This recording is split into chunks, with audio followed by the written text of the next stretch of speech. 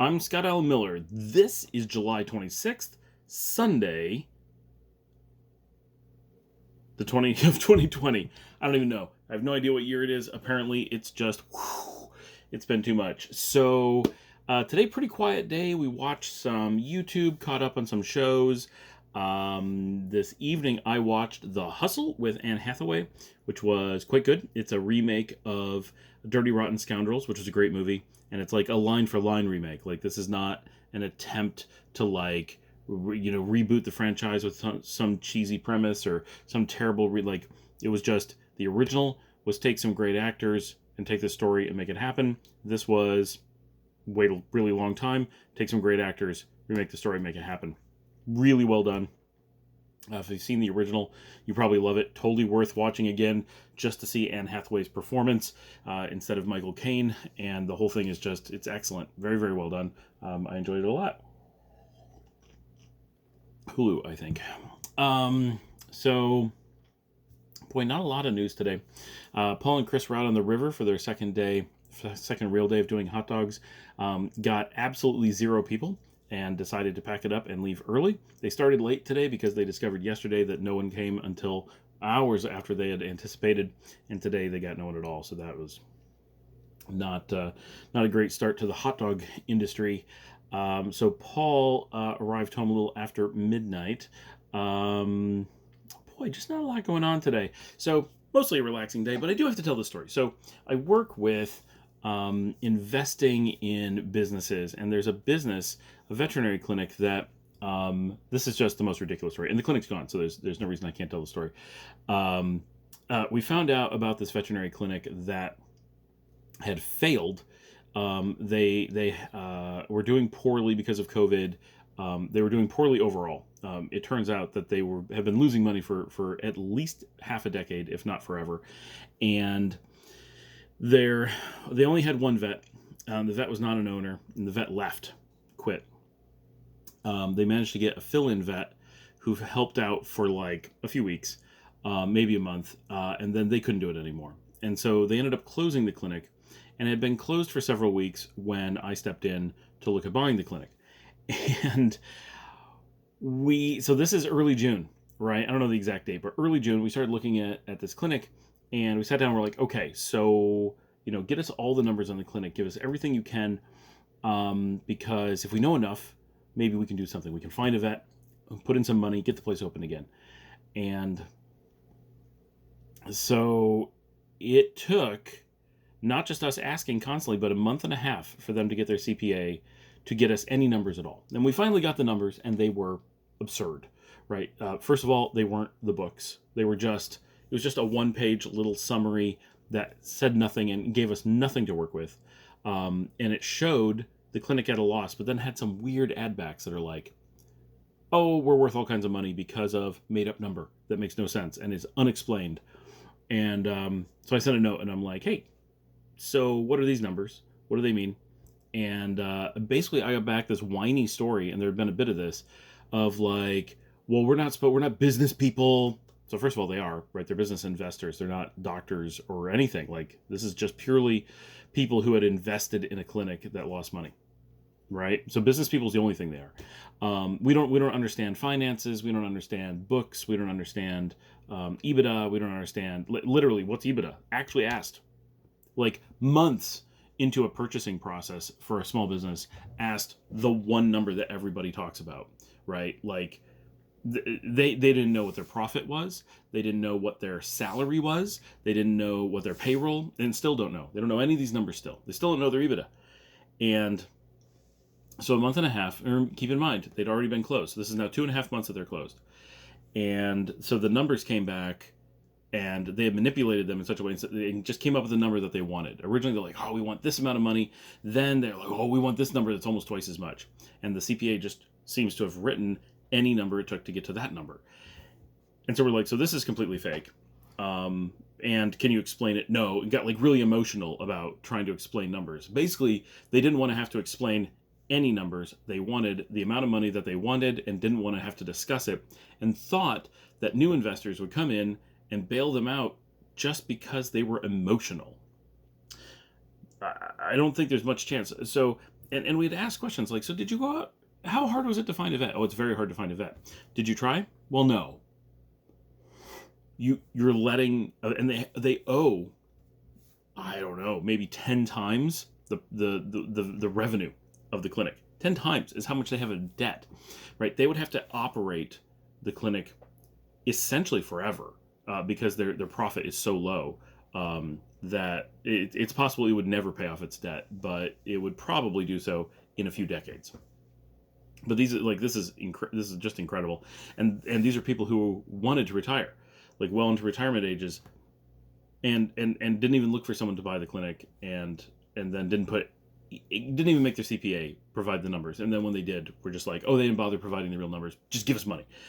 And I'm like, okay, listen, first of all, these numbers are clearly fudged. No one's going to buy these fake numbers, especially with no substantiation. You can't just make up numbers in a purchase agreement like this. This is BS. And then you can't just come up with a random amount that you want to get for the clinic and then fudge numbers to make it look like that's the number that it's worth. And so I said, so if we were to calculate off this, your clinic's worth literally $0, right? The EBITDA is 0. It's actually negative. Multiply that by, let's be generous, 5. You'd owe us to take over. Like, that's how bad this is. And that was a 5-year average, right? So it wasn't like one bad year. This is 5 years. That's just how the place has been running, and there's no change. And that was pre-COVID. So first of all, adding COVID, sorry, my ear is terrible the last few days. Every sound I make is just buzzing constantly. It's really loud. And sort of like, even if all this was true, COVID hit. None of these numbers apply anymore. Now you're worth a lot less than you were before because of COVID. It's nobody's fault. It's just how it is, right? Companies have lost value in general, especially places like this. But then this is all before you weren't paying yourselves, and this is being left out of the numbers. So these numbers are actually off by the salaries that aren't being paid because that's all being fudged. So while this is being fudged to make it look like there's this amount of profit, it's actually so much more negative than it shows. So this is really bad. So but even if we overlook that, this is all before you were closed for 2.5 months. And that's all voluntary. At no point were you trying to find a vet. And, so this is no one's fault but your own. You didn't try to find a vet. You didn't make the CPA get us numbers. You did absolutely nothing to allow us to even try to help you keep this place going. Now you're telling us you need all this money. You lost, 1 to 5% of your value during this time. Oh, but we're 4 generations of people who've come to, they're loyal, and our employees will come back, our customers will come back. That is not how this works. They're loyal to the new places that they started going to, who started taking care of their pets since they closed. They might have been loyal to the vet, but the vet's gone. So there's no loyalty there. They may have been loyal to the staff, but the staff's gone. That staff has to eat. They have to put food on the table for their families. They're out looking for other jobs. And there are other jobs in veterinary. I know because we're hiring them, right? So those jobs aren't out there. So the people aren't coming back. There is no loyalty. You've lost your market voluntarily, gave it up. Now, if all that wasn't so bad, you don't have a vet. So even if there wasn't COVID, even if you hadn't closed, even if the numbers were real, even if you had been paying your salaries and none of this had been fudged, you still don't have a vet, and you can't look at the value of the business when you were functional and say it's worth that now when it's not functional. Now, we can probably get it back to that. We can probably hire, but this is not a functioning business. There has to be some amount of allowance for being closed, for not being functional, for not actually, like, this was insane. Basically every step of the way, they're trying to take advantage of us when we stepped in to try to help them. We didn't have to do this. So that was yesterday. I explained some of the stuff. Oh, and then at the end, I'm like, so all of this, even if all of these things weren't as terrible as they are, you still need to not cost more than it would cost to just rent a lot across the street, put up a building, and start a new clinic. And you're asking for an amount of money where that would be a better spend, because this place has debt. That place would not. This place is old and run down. That place would be new and nice. We can't justify putting in all this money to a place that's voluntarily given up all of their existing clientele. That's the only thing we'd be purchasing. There's no vet. There's no real equipment. There's no building of any value, and we're not buying that. That's all debt because they're renting it. It's a disaster. So that was yesterday.